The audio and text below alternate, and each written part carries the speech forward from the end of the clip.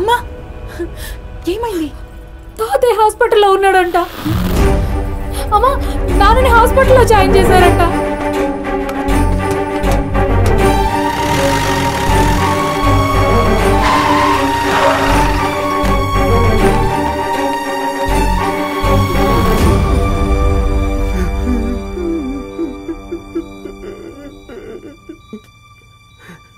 నేను అయ్యగారు రైతులు తీసుకుని పులుగోరు వాళ్ళ దగ్గరికి వెళ్ళాం.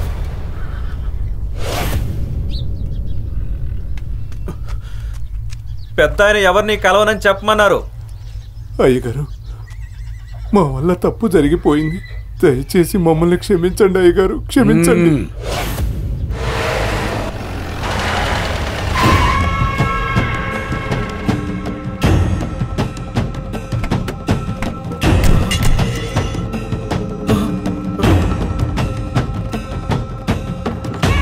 మీకు ఎన్ని తూర్లు చెప్పినాను నా దారికి అడ్డు రావద్దని.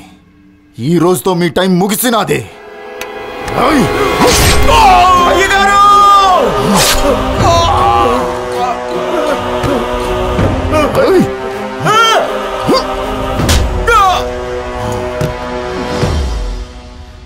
ఎక్కడుంటాడు? వాళ్ళ ఊర్లోనే ఉంటారయ్యా. వాళ్ళ ఊళ్ళో దేవి ఉత్సవాలు జరుగుతున్నాయి.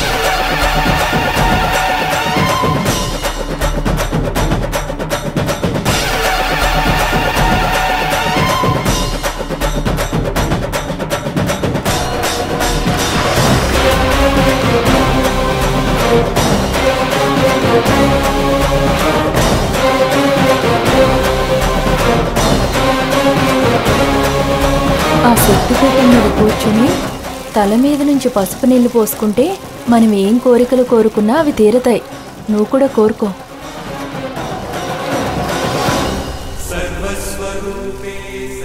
అమ్మా దుర్గమ్మ, నేను ఇప్పటి వరకు నీ దగ్గర ఏదీ కోరుకోలేదు.